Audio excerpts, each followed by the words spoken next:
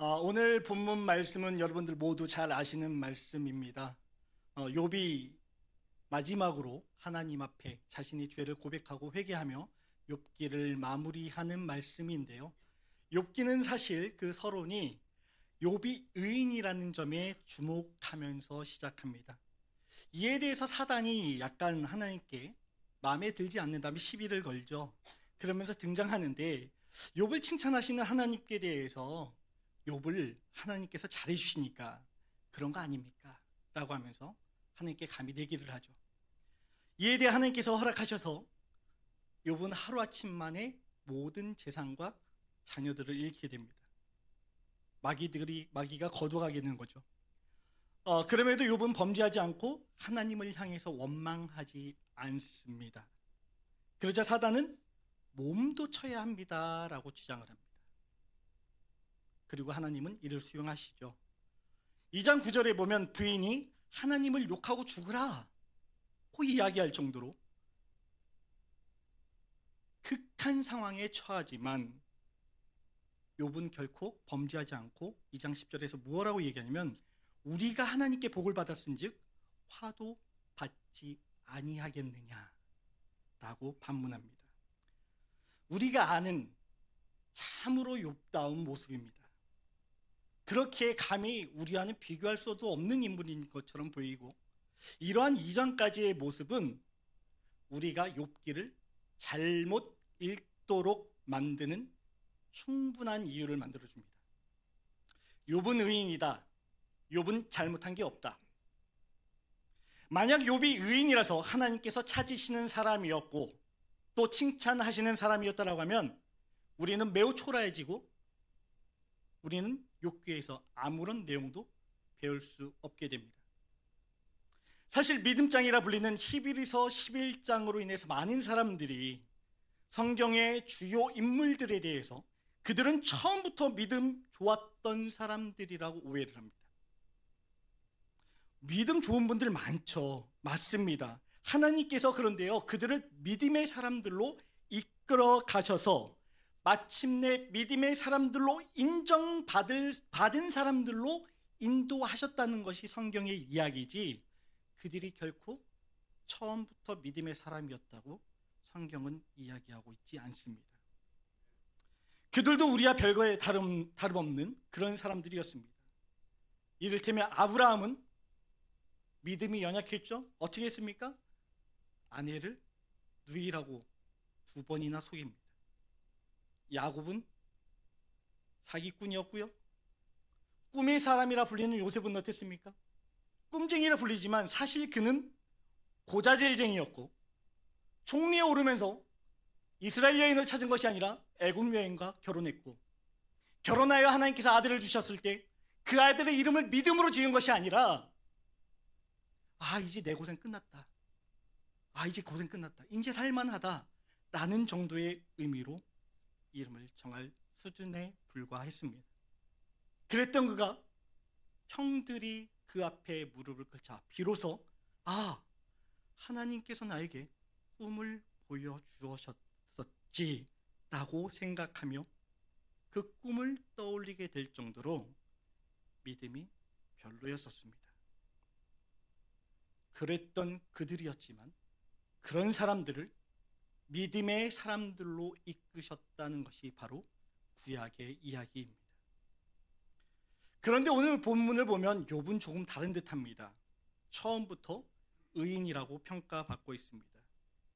그가 어떻게 해서 하나님을 알게 되었고 부자가 되었으며 의인으로 인정받게 되었는지 성경은 자세하게 기록하지 않습니다. 그저 처음부터 하나님께서 칭찬하시고 인정하는 사람으로 등장하고 있습니다. 사단이 자식과 재산을 거둬갔어도 욥은 믿음을 여전히 지킵니다. 여기까지만 본다면 욥은 우리와 전혀 다른 모습을 소유하고 있는 듯합니다. 그런데요, 친구들이 찾아오면서 욥이 우리와 별반 다를 게 없는 사람이구나 하는 모습이 드러나기 시작합니다. 2장 후반부에 세 친구들이 욥을 찾아와서 그 비참한 상태를 보고 일주일 동안 아무 말도 하지 못하고 함께 있었다고 합니다. 생각해 보십시오. 그 상황이 얼마나 비참했으면 일주일 동안 그 누구도 한마디 섣불리 꺼내지 못했겠습니까? 그런데요, 일주일이 지나니까 이 친구들을 보니 마음이 동하기 시작했는지 욥이 입을 뗍니다. 자신이 살아있는 게 고생이라면서 내가 왜 태어났는지 자신의 생일을 저주하고 자신을 낳았은 어머니의 태를 원망합니다. 그러자 우리가 잘 아는 대로 세 친구들이 욥에게 권면하죠. 뭐라고요? 야, 너 잘못한 거 있지? 회개해. 빨리 찾아봐. 뭐 잘못했는지 빨리 찾아봐. 잘 생각해봐. 네가 잘못하긴 게 있으니까 하나님께 벌 받는 걸 거야. 네가 회개하면 지금 네 시작은 미약하지만 네 나중은 다시 힘이 창대하게 될 거야. 친구들은 인과응보를 주장하면서 욥의 회개를 촉구하지만 욥은 계속해서 자신이 잘못한 게 없다고 항변합니다. 세 친구들이 몰아붙임과 욥의 항변이 이렇게 세 번이나 도는데 욥도 종국에는 하나님께서 잘못하신 게 아닌지 궁금하다면서 하나님을 향해서 호소하기 시작합니다. 그런데 일정에서 말씀하셨던 것처럼 욥은 의인이고요, 욥은 잘못한 게 없다는 사실을 우리는 알고 있습니다. 그리고 그런 욥이 고난을 받고 있으며 친구들은 죄를 고백하라고 잘못된 추론과 권면을 하고 있다는 사실도 우리는 알고 있습니다. 그렇기 때문에일까요? 우리는 욥을 공부하면서 다음과 같은 우를 일반적으로 범하곤 합니다. 우리가 살아가면서 욥처럼 이유 없이 잘못하지 않아도 고난을 만약에 당하게 된다면 욥이 어떻게 견뎠는지 보십시오. 믿음이 좋아도 고난은 닥쳐옵니다. 닥쳐올 고난은 상황에서 잘 참아서 욥처럼 복 받으시기 바랍니다. 맞습니다. 그런데요, 이것이 바로 일반적인 욥기에 대한 오해라는 사실을 저는 말씀드리고 싶습니다. 과연 그러한가요? 욥은 친구들을 향해서 화낼 뿐만 아니라 하나님을 향해서도 화를 내는 모습이 나옵니다. 7장 19절과 20절에 보면요, 먼저 20절에 보면 그래요. 뭐라고요? 내가 잘못한 게 없는데 왜, 내가 잘못했다는 게 왜 하나님께 무슨 해를 끼쳤다고 저한테 이러십니까? 하나님이시잖아요. 왜 저를 관역으로 삼으셔서 나를 이렇게 못 살게 구십니까? 7장 19절은 뭐라 그래요? 왜 나의 침 삼키는 것조차 힘들게 하시냐고요. 하나님은 그런 그에게 아무런 대꾸도 하지 않으십니다. 그리고 23장 10절에 이르러서는 욥이 우리가 아는 그 유명한 자조 섞인 신앙 고백을 하게 됩니다. 그러나 내가 가는 길을 그가 아시나니 그가 나를 단련하신 후에는 내가 순금같이 되어 나아오리라. 우리의 방점은 항상 내가 순금같이 되어 나아오리라에 있었죠. 이것이 바로 오늘 욥기를 오해하게 만드는 가장 큰 원인이기도 합니다. 내가 순금으로 되어 나온다는 것이 23장 10절의 방점이 아니고요, 그가 나를 단련하신 후에는 그가의 초점이 있다는 사실을 여러분 기억해 주셔야겠습니다. 그가 단련하시지 않으면요, 우리는 순금처럼 나을 수가 없어요. 그런데요, 원문을 보면요, 23장 10절이 너무 의역이 되었다는 사실을 우리는 발견할 수 있습니다. 사실 쉬운 말 성경이 보면은 오히려 원문에 조금 더 가깝다라고 보이는데요, 같이 한번 읽어볼까요? 시작. 그러나 정녕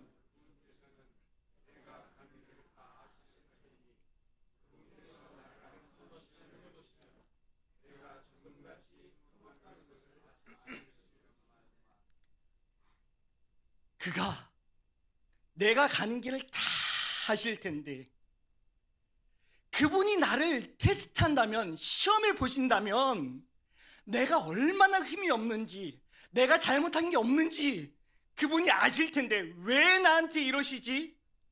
라고 하면서 하나님께 힐문하는 내용입니다. 월터 그루만은 이 구절을 신정론적 해석이다라고, 신정론적 질문이다라고 해석을 합니다. 개역개정파는, 우리가 가진 한글판은 욥이 마치 신앙 고백을 하는 것처럼 느끼게 번역을 했지만, 본문의 참된 뜻은 겹쳐오는 재앙과 환난 앞에 도무지 이해가 안 되는 욥의 신세를 한탄한 내용입니다. 지나친 의역이 우리가 23장 10절에 본의를 놓치게 만들고 있죠. 그렇다면 욥은 어쩌다가 이러한 질문에 부딪히게 되었을까요? 아마도 친구들의 위로를 가장한 율법적 프레임으로 인해서 마침내 욥이 흔들리기 시작하지 않았던가라고 짐작하게 됩니다. 사실 욥이 하는 탄식과 비명은 어쩌면 신자가 해야 할 당연한 모습이기도 합니다. 우리는 일반적으로 하나님 원망하거나 탄식하는 것은 믿음이 없는 사람이다라고 오해를 하곤 하는데, 그러나 뒤집어서 생각해 보십시오.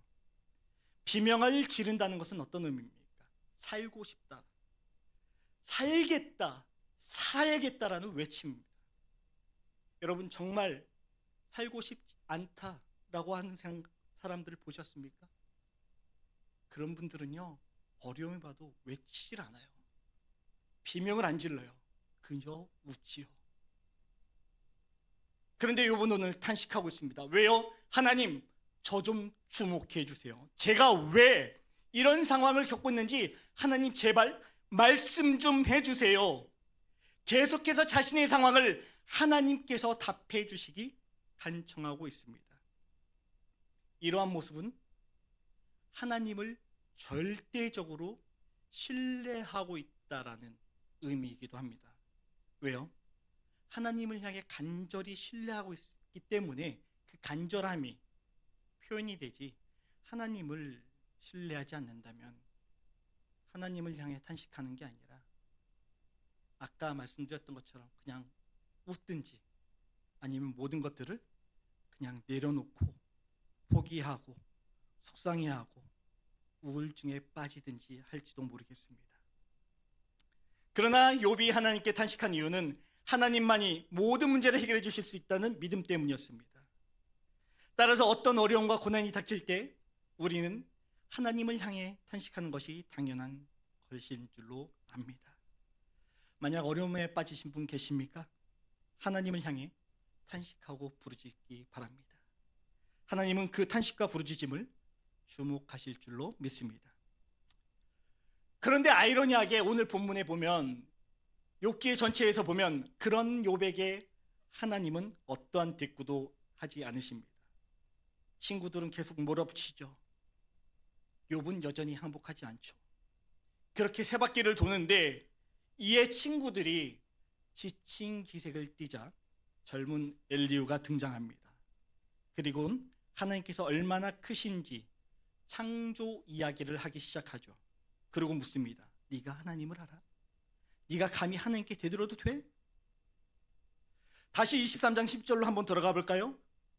하나님은 내가 발을 한번 옮기는 것을 아시면서 나를 시험하신다면 내가 흠이 없다는 것을 아실 텐데 하나님, 저한테 왜 그러세요?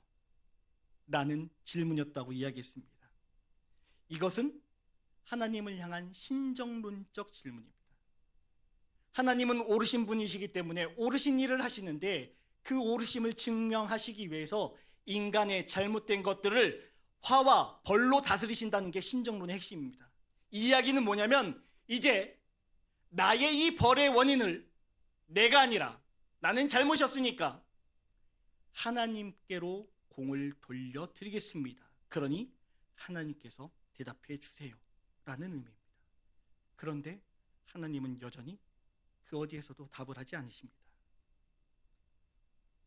일반적으로 질문했을 때 답을 하지 않는 경우는 두 가지가 있습니다. 답을 모르거나 아니면 질문을 못 알아들었거나, 또는 질문이 전혀 말 같지 않을 때입니다. 그런데 그 질문에 어떤 대답도 안 하시던 하나님께서 엘리후가 등장한 이후에 갑자기 말씀하십니다. 엘리후가 창조 이야기를 다 마무리 짓지 못하였을 뿐 아니라 욥이 엘리후가 질문한 것에 대해 아무런 대답도 못한 상황이었습니다.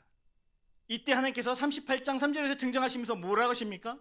이제 허리를 동이고 대장부답게 일어서서 묻는 말에 대답해보라. 그러시면서 창조 이야기를 하십니다. 엘리후가 했던 것처럼 41장 1절에 보면 악어의 힘이 어디에서 나오는지 아느냐, 구름 창고를 밟느냐, 파도가 모래를 넘지 못하고 바다에 붙들러 있는 이유를 아느냐, 마구마구 질문을 쏟아내십니다. 하나님께서 욥에게 주시는 교훈은요, 인과응보라고 하는 원인과 결과의 법칙이 아닙니다. 38장 이후에 주시는 하나님께서 욥에게 주시는 교훈은 하나님이 창조주 하나님이시라는 사실입니다. 하나님은 없는 데서 있는 길을 만드시고 욥이 친구들이 주장하는 벌 받는 이유에 대해서도 반론을 제기하면서도 욥이 그의 친구들과 똑같은 논리로 하나님을 향해서 제가 잘못한 게 없는데 왜 고난이 있나요? 라고 할 때 그 욥이 너 지금 화내고 있지? 이 사실을 하나님께서 밝히고 계시는 겁니다. 사실 욥기 23장 10절이 보인 신정론적 질문은요, 율법적 프레임입니다. 욥은 자신이 만들어 놓은 복음 안에 하나님을 밀어놓고 하나님은 옳은 일을 하시는 분이 아니시다, 하나님이 하시는 일이 언제나 옳다 라고 이야기하는 듯 하지만 친구들이 공격한 내용을 자신에게 동일하게 적용해서 저 잘못한 게 없는데요, 하나님 저한테 왜 이러세요? 제가 왜 이 고난을 겪어야 합니까? 라고 적용하고 있는 것이 욥의 내용입니다. 마치 우리 삶과 비슷하지 않습니까? 하나님의 위대하심을 노래하면서도 고난을 경험하게 되면 우리에게 적용하는 인과응보 원칙, 그런 욥을 향해서 하나님은 창조로 답하십니다. 창조의 원인이 있니? 기억하십시오. 하나님은 창조주십니다. 하나님은 원인과 결과에 묶이시는 분이 아니십니다. 욥기를 통해 우리에게 주시는 이 말은 하나님은 율법의 프레임에 묶이는 분이 아니다. 따라서 도덕법을 넘어서 창조주의 신앙으로 나아오라. 도덕법은 일반 종교에서도 행하는 겁니다. 신앙을 가지면서도 신이 도덕법에 대해 보상할 것 없고 잘못하면 신이 벌을 내리신다. 따라서 잘못하면 회개하라. 기독교 회개가 여기에 머문다면 우리는 욥기의 내용을 통해서 배울 게 아무것도 없습니다. 기독교 회개는 잘못을 지우는 데에 있지 않고 한 걸음 더 나아가 주의 백성이 주를 따라서 주의 모습을 따라서 더욱 자라는 것에 그 초점이 있다는 사실을 기억하십시오. 그리스도인에게 왜 고난이 옵니까? 우리의 고난은 성장과 성숙을 향해 나아가는 데 있음을 기억하시기 바랍니다. 욥은 율법적 프레임에서 창조주 하나님을 인지하는 데 평생 걸렸습니다. 그런 점에서 오늘 우리는 욥보다 더 나은 삶을 살아야 합니다.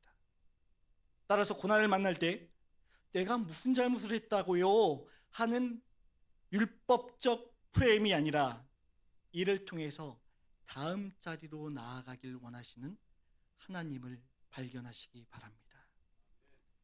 더 잘하기 위해서 필요한 것 있다면 어떤 것이든지 시도해야 합니다. 만약 어떤 수준에 이뤘다면 더 이상 시도도 필요 없겠죠. 왜요? 어차피 시험 보면 만점 받잖아요. 정답 뻔히 아니까. 계속해서 정답 맞히고 계신가요? 그러면 여러분 축하드립니다. 상급반으로 진급하게 되실 줄로 압니다. 더 큰 고난이 오겠죠. 그러나 그 고난을 두려워하지 마십시오. 계속해서 연습하고 또 연습하시기 바랍니다. 세상 사람들은 우리가 그것에 실패할 때 어쩌면 너 죄진 거랑 똑같아, 죄진 거나 마찬가지야라고 단죄할지 모르겠습니다. 그러나 성경은 우리에게 그것을 죄라고 이야기하지 않고 훈련이라고 이야기하고 있습니다. 우리가 좋아하는 국가대표 축구선수 손흥민 선수 있죠. 하루에도 수천 개, 최소한 1000개 이상의 골을 연습한다고 합니다. 그런데 한 게임에서 어디 골 한 골 넣기 쉽던가요? 쉽지 않죠. 왜 쉽지 않습니까? 수비가 있으니까요. 혼자 차는 것은요, 경기가 아닙니다. 연습이나 장난에 불과합니다. 하나님께서 우리에게 수비를 왜 허락하십니까? 수비를 이겨내라고 허락하시는 겁니다. 수비가 있어서 골을 넣지 못했다? 그것은 변명에 지나지 않습니다. 수비가 있어도 그것을 제치고 골을 넣었을 때 그 경기는 예술이 됩니다. 우리의 인생도 고난에 머물러서 주저앉는다면 그저 그런 인생이 되겠지만 그것을 극복하고 이겨낼 때 하나님께서 예술의 인생으로 승화시켜주실 줄 믿습니다. 그렇다면 하나님이 찾으시는 사람은 어떤 사람입니까? 첫째로 창조주 하나님의 크고 위대하심을 고백하는 사람입니다. 2절과 3절 다 함께 읽어보도록 할까요? 주께서는 못하실 일이 없사오며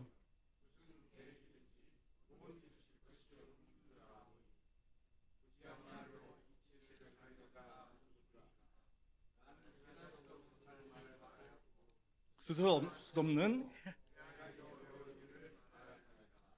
아멘.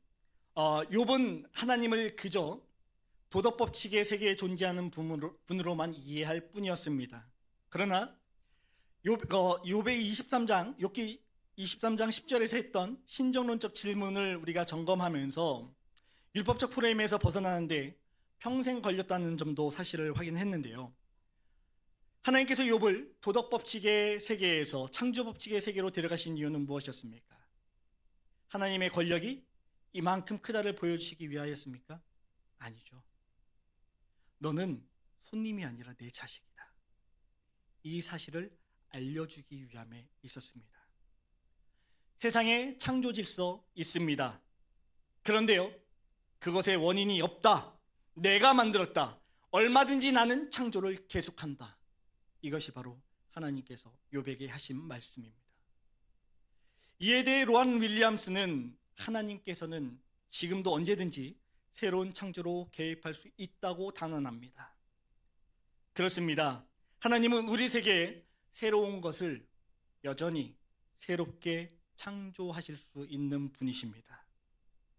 길이 없으면 길을 만드시는 분이십니다.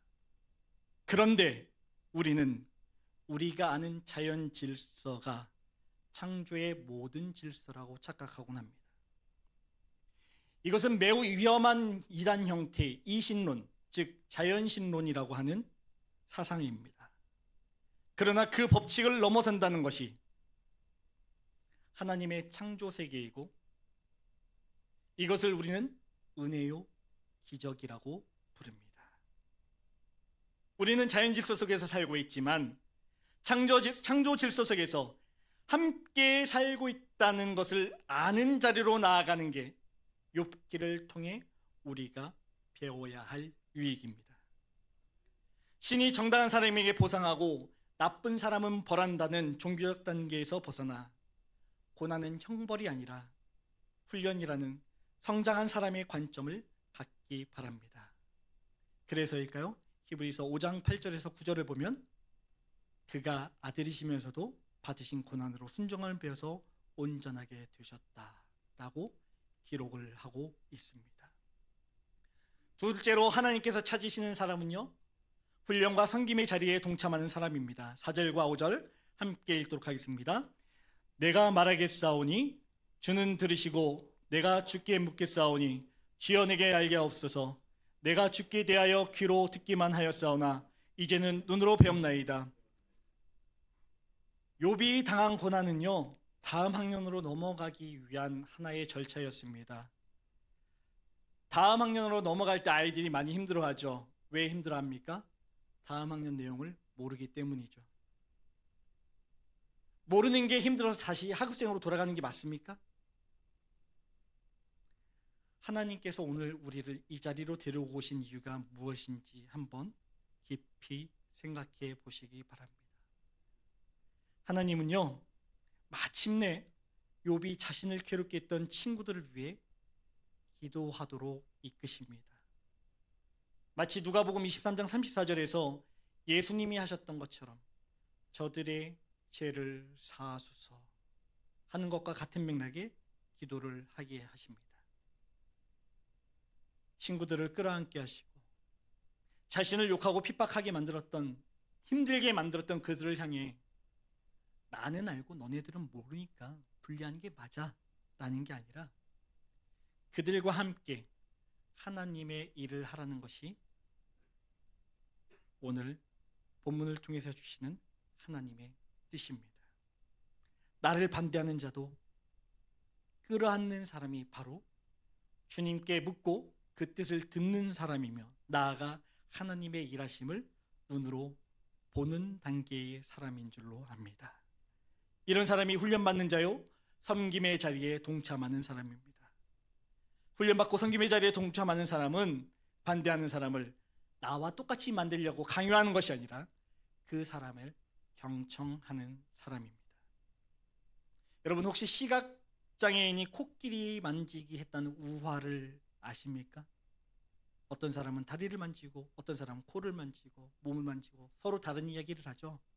그런데요, 이 이야기가 우화에 머물려면요 중요한 사람이 하나 필요합니다. 코끼리를 본 사람. 코끼리를 본 사람이 없으면 이 이야기는 결코 우화일 수 없습니다. 그런 점에서 본다라고 하는 것은요, 키가 큰다라는 것을 의미하는지도 모르겠습니다. 키가 작을 때, 어렸을 때는 내 앞에 있는 담과 울타리로 인해서 그 너머의 세상을 볼 수가 없죠. 근데 하나님은요, 그 담을 허무시고 그 담을 무너뜨리시는 분이 아니라 그 담보다 나를 더 크게 만드시는 분입니다. 우리가 그 담을 넘어서 키가 성장할 때에 담을 넘어 있는 세계를 보게 되고 방향을 보게 되고 길을 알게 되고 그리고 하나님께서 하신 모든 일들을 발견하게 됩니다. 이것에 대해서 우리는 안목이라 부르는데 우리의 신앙이 성장하게 되면 하나님이 하신 일을 바라보는 안목이 생겨나는 줄로 압니다. 오늘 찬양대가 아름다운 찬양 하나님께 올려드렸는데 소프라노, 알토, 테너, 베이스 이 파트가 있어야 하나님께 아름다운 조화로운 찬양을 올릴 수 있죠. 각각의 다름이 조화를 이룹니다. 어떤 한 사람이 노래를 잘한다 그래서 저 사람이 여기 들어오면 내 자리가 뺏기는데 라고 하면 조화는 이루어질 수 없습니다. 하나님께서는요, 다른 사람을 경계하라는 것이 아니라 다른 사람과 동역하라고 우리를 훈련과 섬김의 자리로 초청하십니다. 훈련과 섬김의 자리를 동역자들과 함께 믿음의 키가 성장하는 기회로 삼으시기 바랍니다. 세 번째로 하나님이 찾으신 사람은 회개의 삶을 실천하는 사람입니다. 6절 다 같이 읽겠습니다. 그러므로 내가 스스로 거두어드리고 티끌과 제 가운데서 회개하나이다. 회개하는 사람의 삶은요, 자신의 삶을 살아내는 사람이고 감사의 삶을 사는 사람입니다. 어쩌면은 아까 축구 경기 얘기했을 때 축구를 바라보는 구경꾼은 한마디 내뱉기가 너무 쉬워요. 어제 저희 아이들과 함께 대전 월드컵 경기장을 찾았었거든요. 저희 셋째 아이가 아들인데, 큰아들인데 이 녀석이 얼마 전에 축구를 시작을 해가지고 축구를 너무 하고 싶은 거예요. 축구를 너무 보고 싶어 하는 거예요. 그래서 그 앞에 월드컵 경기장 지나갈 때마다 아빠 저기 언제 가요? 우리는 저기 언제 가나요? 저기 가서 보고 싶어요. 그게 마음에 걸려서요, 데리고 가야지 하는데 계속 시간이 안 맞아서 못 가다가 감사하게 어저께 시간이 딱 맞아서 대전에서 경기를 하더라고요. 그래서 목요일 날 저녁에 예매를 했는데 보통 예매하기가 힘들거든요. 근데 비가 많이 왔잖아요. 그래서 자리가 있는 거예요. 그래서 가서 봤어요. 가서 봤는데요. 저희 뒤에 계신 아저씨 한 분이 어찌나 소리를 질러대시는지, 야! 레프리! 막 그러면서 소리를 질러대시는 거예요. 저희 아이들이 나중에 끝나고 나오면서 이야기하더라고요. 뒤 아저씨 때문에 너무 힘들었어요. 구경하는 사람들 입장에서 소리 지르는 거요? 너무 쉬워요. 그런데 저희 아들이 한마디 하더라고요. 그 아저씨 좀 이상해. 아빠, 선수들이 그렇게 안 하고 싶었겠어요? 선수는 더 하고 싶었을 거야. 맞습니다. 구경하면서 내뱉는 말은 쉬워요. 그런데요, 그 삶을 살아낸다는 것은 올곧이 그 선수의 책임입니다. 그러므로 우리가 신자로서 신자의 삶을 살아낸다는 것은 매우 어려울지 모르겠습니다. 더욱이 악한 사람들과 함께 세상을 살아간다는 것은 너무 힘듭니다. 그래서 때로 우리는 기도하죠. 하나님, 저 악한 사람이, 저 원수 같은 저 인간이 내 눈앞에서 좀 사라지게 해주세요. 오, 이번 주에 가면 저 인간 좀 교회 안 나오게 해주세요. 근데 또 와 있어요. 기도도 열심히 해요. 저 인간은 무슨 기도를 열심히 해? 지나 돌아보지. 그럴 시간에 자신을 돌아보십시오. 그리고 성경을 한 장 더 보십시오. 왜요?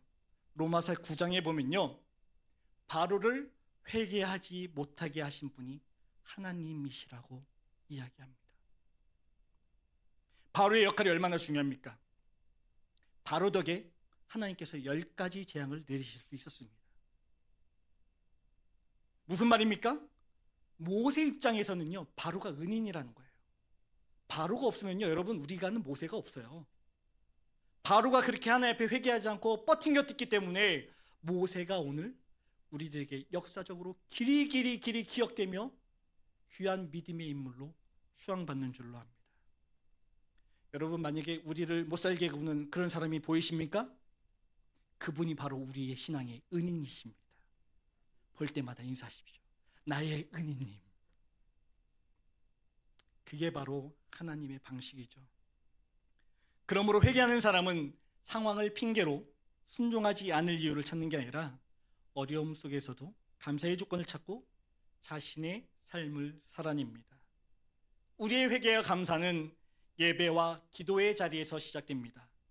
예배 시간을 철저하게 사수하시고 하루의 시작을 말씀과 기도로 행하시기 바랍니다. 이제 말씀을 정리합니다. 하나님께서는 욥에게 고난을 주어서 도덕법의 보상을 받는 자리에서 더 나아와 창조의 자리에 이르라고 말씀하십니다. 무에서 유를 이루라고 하시는 거죠. 어떻게 해요?